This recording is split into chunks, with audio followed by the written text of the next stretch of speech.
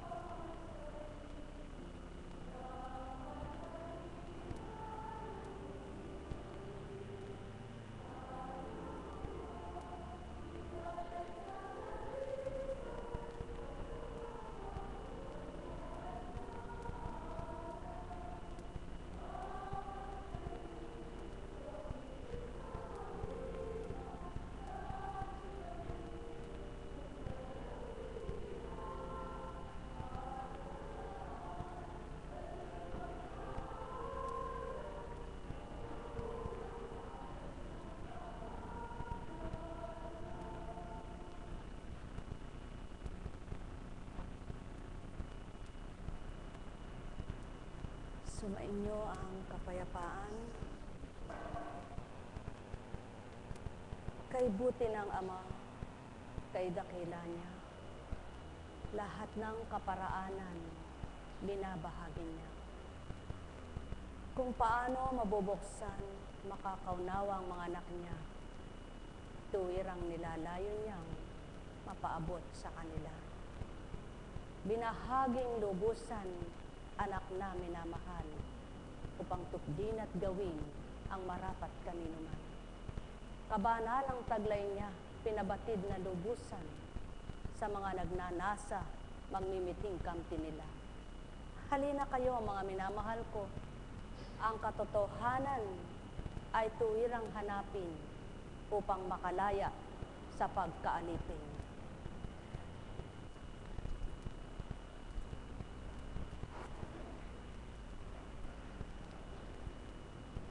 Maraming pagkaalipin ang nagahari sa katauhan. Subalit ano bang pagkaalipin ang nais ng Ama? Ang tao'y magpaalipin sa kanyang kabutihan. Magpaalipin sumunod sa kanyang kabanalan. Kaya't maliwanag niyang sinabi sa pamamagitan ng anak niyang Hesukristo, ang nagpapahalaga, sumusunod at nagsasabuhay ng kanyang mga aral ay tunay na may puwang sa puso ng bawat isa ang Ama. Ano ba ang alipin? Anong uri ang pagkaalipin ng tao? Bakit nais makalaya ng Ama? Alipin ang sariling damdamin. Kapag alipin ka ng sariling damdamin, nandoon ang pagkainggit, hinanakit, pagdaramdam, pagsiselos, puot, galit, nandyan lahat yan. At ito ang alipin na inaalis ng Espiritu ng Ama upang makalaya ang bawat isa. Alipin ng masamang hangarin, ang patuloy na pagnanasa ng mga bagay na nakaliligtaan siya, nalilimutan kung sino siya, nang dahil sa pagmimithi ng kagustuhan ng bawat isa. Napalalamang ang mithiin sa buhay, subalit ang mithiing kaluluwa ay kamti ng kaligtasan ay nakakalimutan. Iba't iba ang pagkaalipin ng tao. Mayroong alipin siya ng mabuting pag-iisip, ngunit ang puso niya ay hindi makalaya sa hinanakit. Paano magkakatugma ang ganito? Kailangang palayain ang nasa puso, yamang nag-iisip ng pagbabago ang kanyang pag-iisip. Sapagkat kung ang pag-iisip niyang nais na magbago, ngunit ang pagkaalipin ng puso niya ay hindi pa rin nakakawala, wala pa ring pagkatupad sa kanyang layuning pagbabagong buhay. At ito ang pinalalaya ng Ama sa pamamagitan ng kanyang Espiritu na ipinaulat sa kanyang anak na Hesukristo. Ano baga ang layon niya? Kung tunay na kilala ng tao ang Ama, Batid niyang makasalanan ka, batid niyang may sala ka, batid niyang mahina ka, batid niyang marupok ka, batid niyang mawawalay ka, sapagkat anak ka sa pagkakasala. Kaya't yaong mga pagkaalipin mong yaon ang gustong ibigay ng Ama, na ipalaya niya sa sarili ng bawat isang anak niya. At kung tutugon at magsasabuhay sa kanyang mga aral, tuwiran niyang makakalaya ang nais na lumaya. Subalit, paano magaganap ang paglaya na kung minsan nananalangin ka nga, subalit ang isip mo'y masama? Kung minsan nagmimithi ka ngang tumulong sa iyong kapwa, subalit may pagnanasang iba na kung hindi niya ikaw gagantihan, ikay magiging masama rin sa kanya talusira. Ito ang nais ng Amang mawala sa damdamin ng tao. Yaong pag-iimbot, pagnanasa baga, na ang naghahari ay ang pita ng laman, ang paghari ng kanyang katawan. Kaya nga, kung tuwirang kilala ang Ama, kikilalanin ang mga salita niya, susundin ang mga gustuhan niya, at yamang nakasusunod ka, nakalalaya ka ng hindi mo nababatid sa dati mong ikaw kung sino ka. Sapagkat kung dating ikaw na wala ka ng pinagmasdan kundi ang kamalian ng iyong kapwa, natututo ka, nababago ka nang isinasabuhay mo na ang mga aral niya.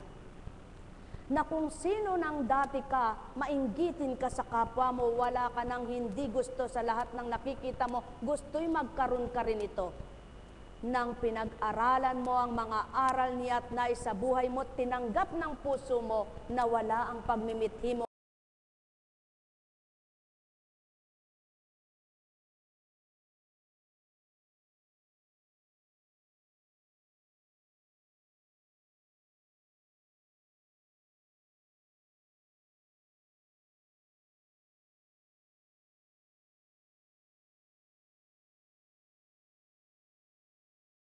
Mangagsisisi sa inyong mga kasalanan.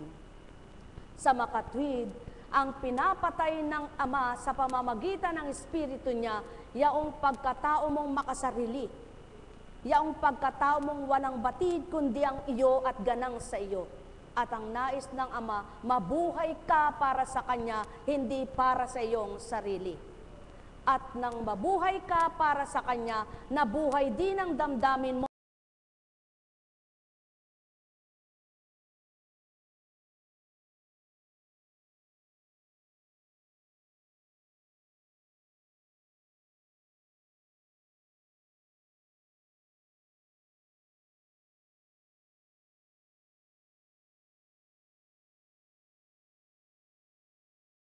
ng mabuting banal na espiritong ibinaba.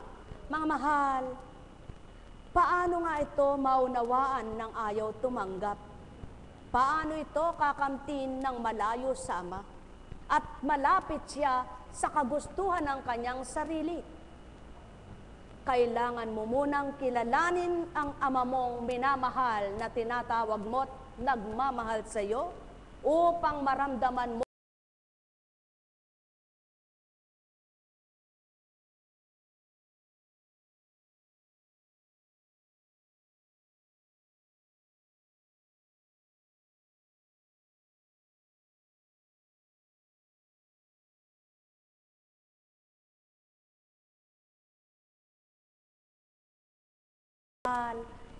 hindi nga kaya ng taong gawin ito.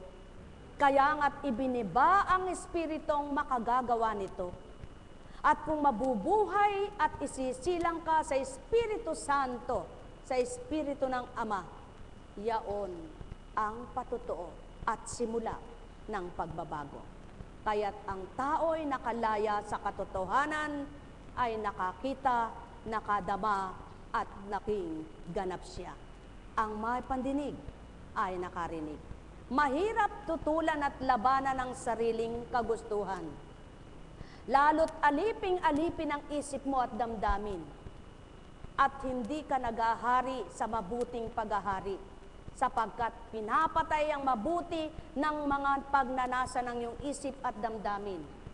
Sadyang napakahirap labanan Subalit, kaya nga't binatid ng Ama na hindi mo kaya, kaya nga't nang dahil batid ng Ama na hindi ninyo kaya, ibinaba niya ang may kakayahan upang kayanin ang hindi kaya ng tao. Kaya't kung nauunawaan ng tao ang kanyang pagsamba, at kung nakikilala ng tao ang kanyang sinasamba, hindi nga kaya ang kagustuhan ng kanyang tinatawagang Ama siyang kilalanin at tuparin niya, sa gayon, mapapalaya sila. Ang may pandinig ay nakarinig. Sumainyo ang kapayapaan. Ano ang paraan at pagtitibay upang tupdin ito at magawa ito? Ang kilalanin mo siya at puspusin mo ang puso mo sa pagtanggap mo at pagmamahal na totoo bilang paggalang mong tuwirang Ama mo. Yaon ang ginawa ng isang Jesucristo nang dahil totoo at tapat ang pag-ibig sa Ama, nagawa niya ang katuparan kung ano ang layon at nasa ng Ama. At kung tuwirang minamahal ng tao ng anak ang kanyang magulang, alang-alang sa pagmamahal na yaon, tutuparin niya ang kung ano ang dapat at mimitiin niya ang ikalulugod, ikagagalak ng kanyang minamahal na magulang. Mga mahal ko, hindi bagat sa isang magulang karangalan niya ang kabutihan ng kanyang anak? Hindi bagat sa isang magulang ikagagalak niya ang kabutihan ng kanyang anak?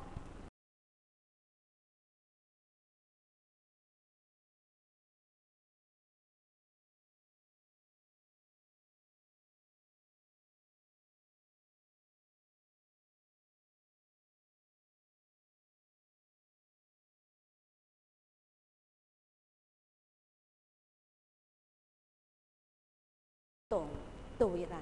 Doon mapapatutuhanan, lahi ka ni Abraham, anak ka ng Ama, hanggang kanununuan, kaapu-apuhan, kumikilala sa Ama ang nakikipagtotoo sa kanyang Espiritu. Mahal na mahal ko kayo, sapagkat wala kang kamuwangan sa kabanalan bilang tao, kaya't ibinaba ang may muwang at karunungan, yaon ay ang banal na Espiritu ng Ama, na kung tatanggapin at nanamnamin maghahari sa katauhan, walang hindi matututo, walang hindi makalalaya sa pagkaalipin ng sariling pita ng isip, pita ng laman at damdamin. Mahal na mahal ko kayo. Tuwiran kong tinuturan, mahal na mahal ko kayo. Mapapalad ang may pangunawa sa ganang kalooban ng Ama at may pagninilay sa ganang salita niya. Patotoong anak sila na nagmimiting makatulad sa Kanya. Purihin, purihin, purihin niyo ang Ama at sambahin siya. Sa katotohanan ay tumupad kayo at palalayain sa pagkaalipin ng pagkakataong katawang lupa kayo. Sumainyo ang kapayapaan, mga minamahal ko. Alalaumbaga, anumang magandang pangarap mo, higit ang Ama. Anumang nasa mong kabutihan, higit siya. Anumang dapat at marapat sa iyo, higit na nais niya ito sa iyo, bilang minamahal kang anak niya. Sa makatwi, kung ano ang gusto mong makabubuti sa iyo, higit na gusto ng Ama sa iyo. Kaya't kung ano ang kagustuhan niya, ito pa rin at sundin mo, walang hindi mabuting kakamtin katao. Sapagkat ito ang pawang katotohanan, walang mithi ng Ama kundi ang kabutihan, siyang kamtin at matutunan ng mga anak niyang minamahal. Nekkarameneyahanam, nekkarameneyahanam, nekkarameneyahanam. Kaya nga, ang mga anak niyang nakakilala sa Kanya, natutong magmahal ng tapat ang puso nila. At nang matutunan ng tapat na pagmamahal, walang damdaming naging masama na, kundi lahat ay napabuti niya. Kaya't nagkaisa at pinagkakaisa niya nang dahil sa isang Espiritu niya. Mahal na mahal ko kayo. Tuwiran kong tinuturan. Patunayan niyo sa Ama kaisa niyong Espiritu niya.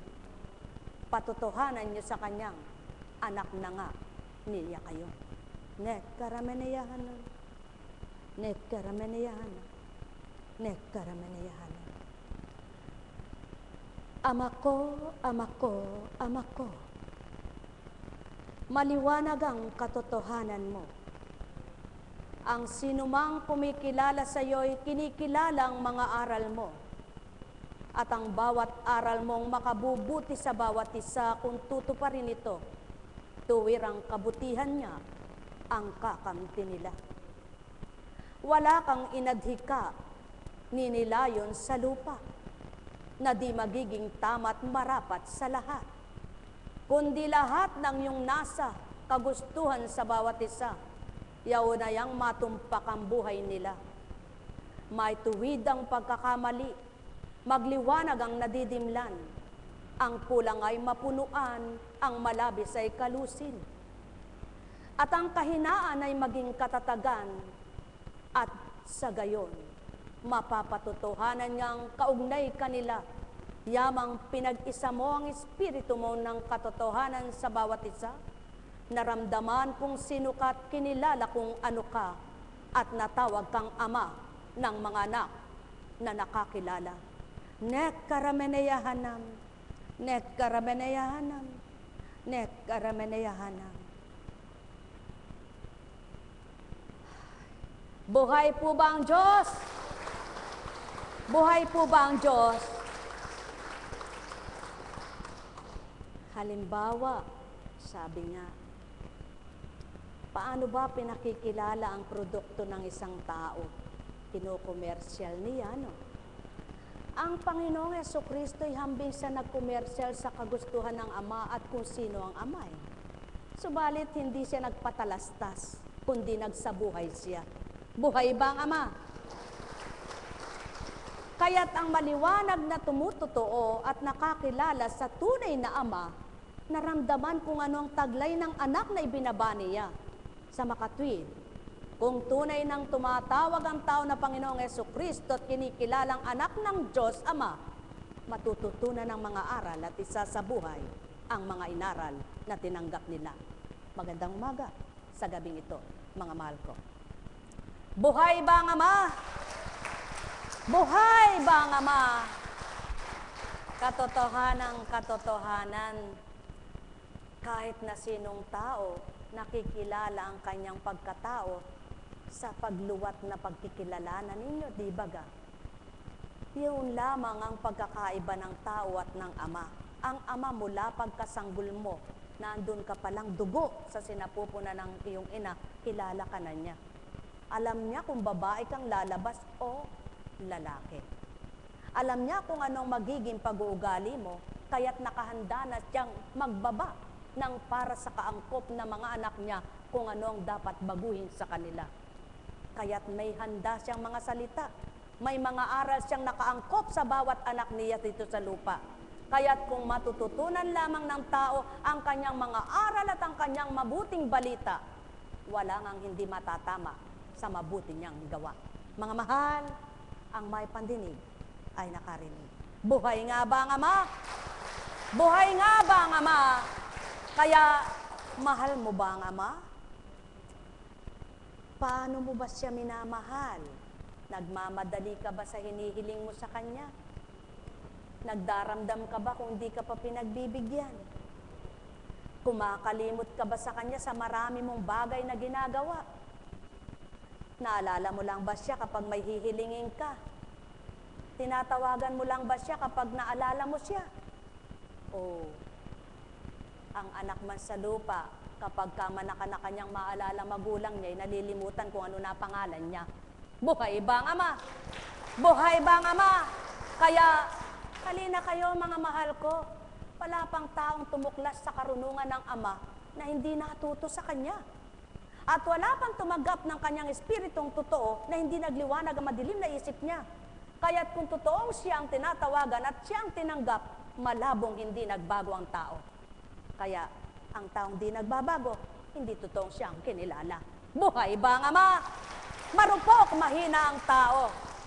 Yan ang totoo. Subalit kalam ng amang marupok ka at mahina ka, kaya may binibigay siyang pagpapatibay. At ano ang pagpapatibay niya?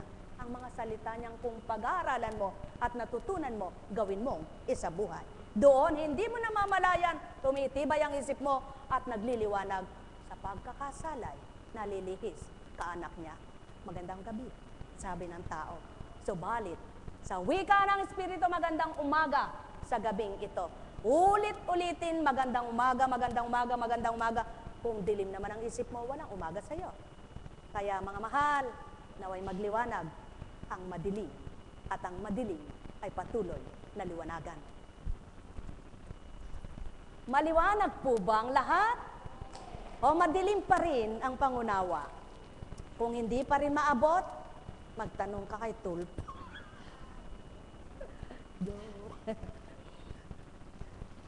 Ang pagtatanong sa tao ay mga bagay, ano?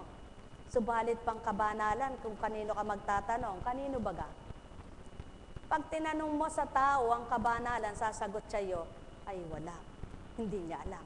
Ngunit ang espiritong tinataglay ng tao na nagtataglay ang tao sa espiritu ng Ama, sigurado alam ang kabanalan. Kaya patotohanan niyo, may taglay kayong espiritu na alam niyo ang katotohanan at banal ang Ama. Paano naman?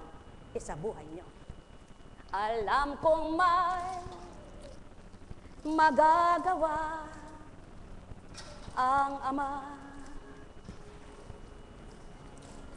Alam kong may magagawa ang Ama. Pagkat winika niya, manalig ka na. Bawat araw ako sa inyo'y naghihintay. Alam kong di ringgin kayo ng Ama. Alam kong di ringgin kayo ng Ama. Pagkat winika niya, manalig ka na. Bawat araw ako sa inyo'y may nakalaan.